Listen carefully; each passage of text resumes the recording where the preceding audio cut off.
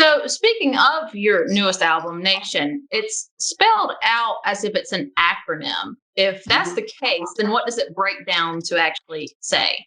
Well, I've never even disclosed I've never even disclosed that to my band. Oh, okay. Okay. Yeah, Well, we'll pass that one. yeah.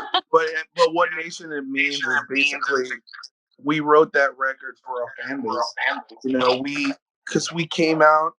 I think Disobey was we what we were establishing was our sound and who we were, and it was for us. And I think Nation was for the people who supported us. So we kind of got pretty close to our fans by doing meet and greets. Like, I don't believe in paid meet and greets.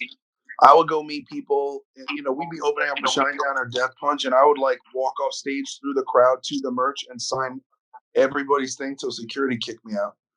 You know, and that's just kind of like yeah. So Yeah. it's weird. It's a thing. So Perfect. so it's Well, like we didn't have we didn't have like when you have success and then you're like integrated with knowing these people and meeting them and talking to them, whether it be in real life or social media, you they love you and then you start loving them because they give us the opportunity to like go on stage and like have this life beyond our wildest dreams. So that's kind of what Nation was for. right. Well, I mean, that was one of the things that I was about to ask next. I was like, because y'all have been on the tour a lot, especially with Five Finger Death Punch. Unhinged actually was able to do the photography for your stop in Greensboro back in November. So we did some of y'all's shots there. Yeah. So I was going to ask, what's the best and worst parts of touring? So you kind of touched on some of the best parts of it. So is there any downside? Yeah, I mean the worst parts. There's some parts of touring that are terrible. One of them is getting sick or injured. Like in 2018, we had a tour in England and in the UK and Europe with 3 Days Grace, and it was September, October, and it's pretty cold in Europe at that time. But I was living in Australia with my ex-girlfriend, and it's summer there. So I flew. It was like a 37-hour fly day to London, and then the first year the band was going on, we didn't have money, and so we had a bus, and the bus didn't have heat, and I wound up getting pneumonia 2 days into the tour, and I missed 2 shows. I was in the hospital for two days with pneumonia, and so that's like a downside. And then on the last tour, on the Five Finger tour we did with 3 Days Grace in the States in November, December, I tore my elbow. Yeah, I remember you being in a cast. Yeah, or a sling. Yeah, and the doctor was like, "Oh, you guys got to cancel the tour," and I'm like, "No, like I can't." So Exactly. yeah, so like you wind up playing, and like again, like I'm sober, so I don't like take painkillers. So I literally just had to get on stage every day, like, and take Advil, and it was painful and it sucked, but it's like you get through it. If I was home injured, I'd just be depressed, Yeah. So I mean, speaking of sober, so the single that y'all released that was titled Sober is an amazing song in general. But then you went and took it one step further and even released a second video to include footage from Snow Babies, which is an indie film that was funded by donations to highlight the battle of addiction in the movie, particularly heroin for a pregnant teenage girl. So it's definitely worth a watch for all of you out there. But with that being said, Sober represents and means so much for you personally, as well as your various programs that you support that address not just drug addiction, but like depression and stuff like that. So tell us about a couple of your projects that you've been involved in. Well, yeah, obviously we did a remake of Sober to include the film Snow Babies because we're really behind what they're doing, and the awareness and the funds they're trying to raise to help people who need help.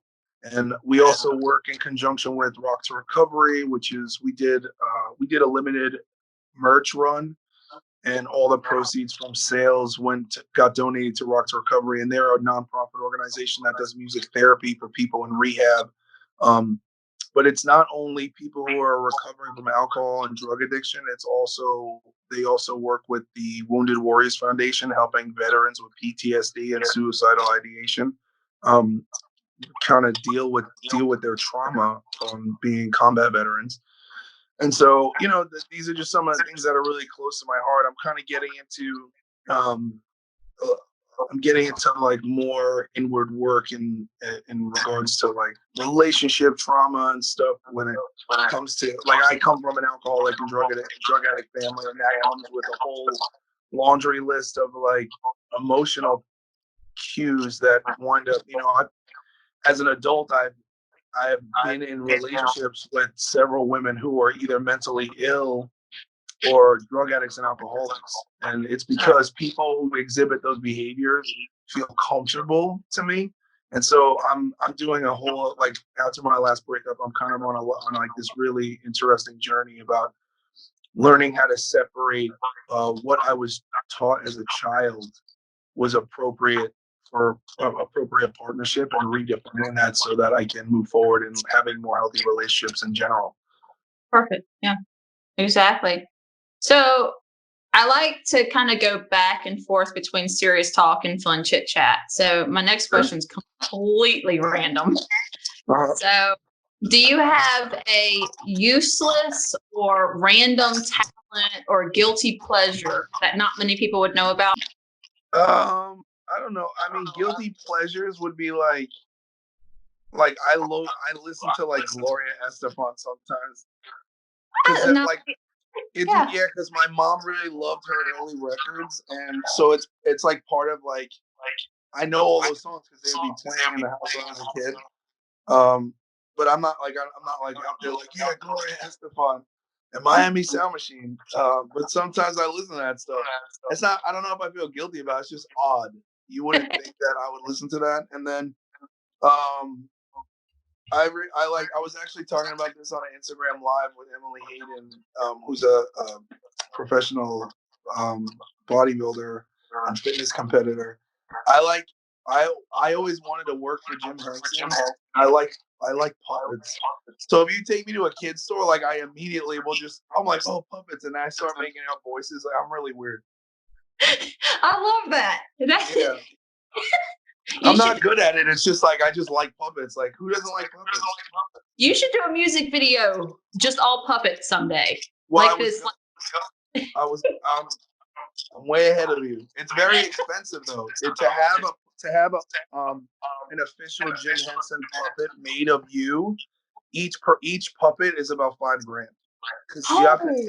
Yeah, and like so, I have a buddy who his roommate worked for Jim Henson Studios for before he moved to Disney, and he was a puppeteer builder. So he built, anytime like So How I Met Your Mother, like the puppets that were made after the actors, he made those. And just like I think he worked on Forgetting Sarah Marshall, built the Dracula puppets too. Yeah, I mean, it's a lot of work, so I mean, I guess I can see that, but it's very specific cuts and very specific material. It's all patent. Like if you're gonna make like a quote unquote Muppet, is very, very, there are rules. Gotcha. But if anybody's watching this and makes Muppets or works with Jim Henson, like, can I get a Muppet? Can I get a Muppet? We'll do a shout out for you.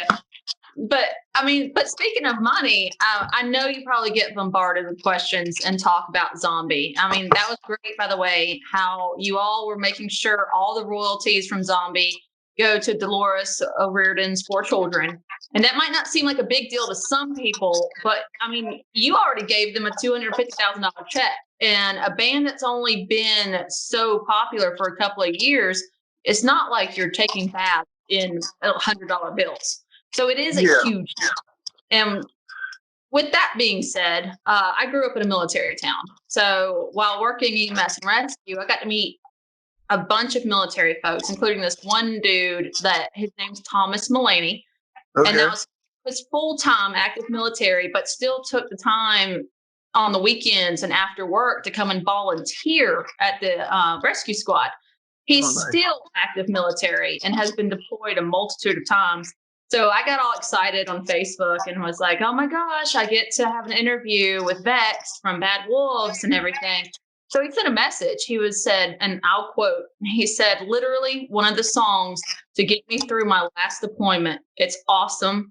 Tell him thank you for carrying on with the song after such a tragedy. It was an excellent tribute, and his rendition was amazing, and it came at a perfect time to help me when I needed it most. Yeah, well, shout out, Thomas. Thank you so much. I appreciate it. I come from a military background. Not myself, but my father is a Vietnam veteran. He was a Marine. My uncle and godfather, Vietnam veteran Marine. My cousin Thomas is still active duty. My cousin Mike is in the Navy. My mother's father, Robert, fought in World War II and was in the Army. So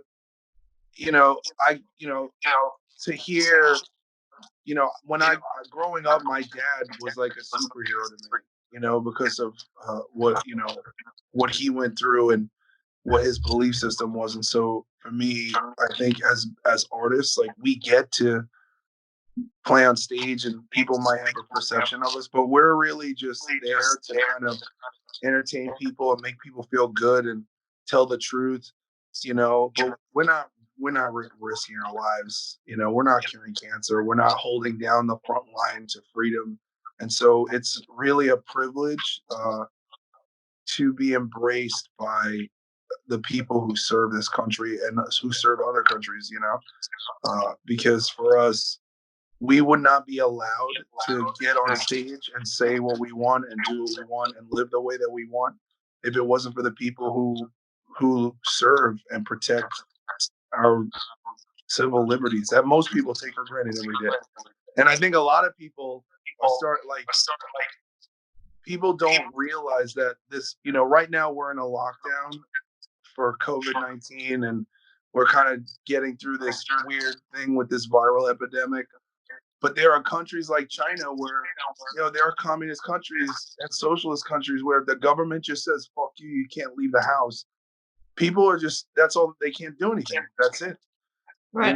And it's not, it's like, it's not so much government leaders, but the military that ensure that we are allowed to be free, from tyranny and oppression, whether it be foreign or domestic.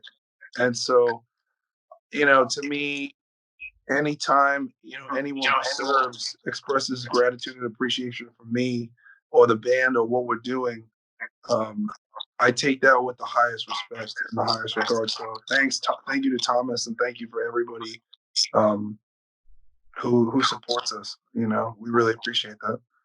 Mentioning the COVID-19 pandemic, we'll jump to another lighter question in a way. Everything's been shut down and chaotic, but if you could choose any musician or band, dead or alive, to be quarantined with for the duration of the lockdown, who would it be? Nobody.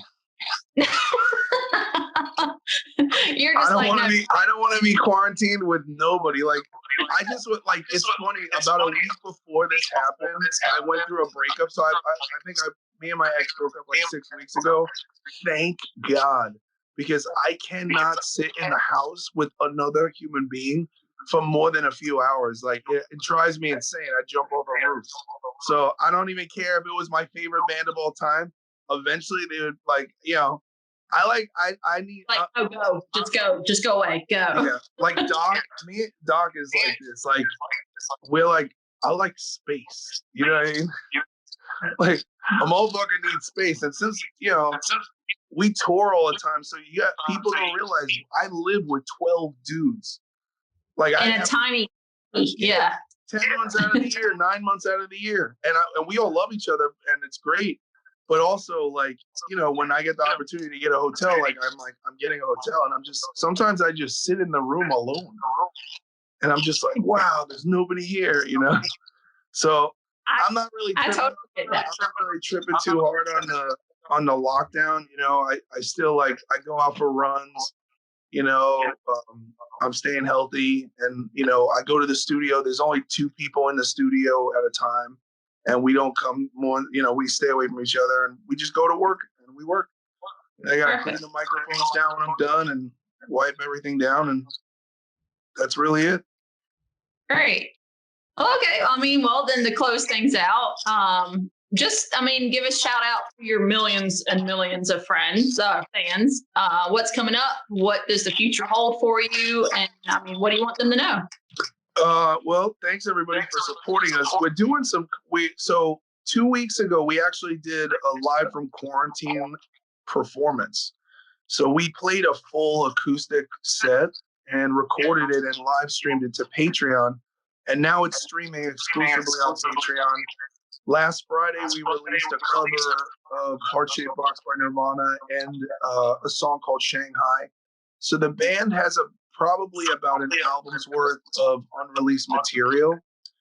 So every Friday on Patreon, we release new music. And so, you could join for $5.99 or I think $10.99 a month. Comes to like 16 cents or 32 cents a day. And as it builds, like you're gonna be able to listen to all of our unreleased music that's not out anywhere. It's not on Spotify. It's not on YouTube. It's like nowhere else, and it's like it's all unreleased. Yeah, and so it's the Patreon. You can check it out on Bad Wolves Nation and badwolvesnation.com, or you could check out patreon.com/badwolves, or you could go to Instagram at official Bad Wolves or at Tommy Vext, and we're on all of the things. And it's pretty cool. And so and then this Friday we're releasing more tracks. Every Friday we're going to release 2 songs for the next 2 months. So it should be pretty cool. They'll be like by the end of this thing, we'll have probably 16 tracks streaming. Plus the guys we go live there and we do like guitar lessons, and John does this really funny thing where he's going to fast food places and he's doing like gourmet, like he's like, because John loves fast food and he's like he loves food in general, so he's like doing like a food tasting thing with like critiquing shit that I would never eat.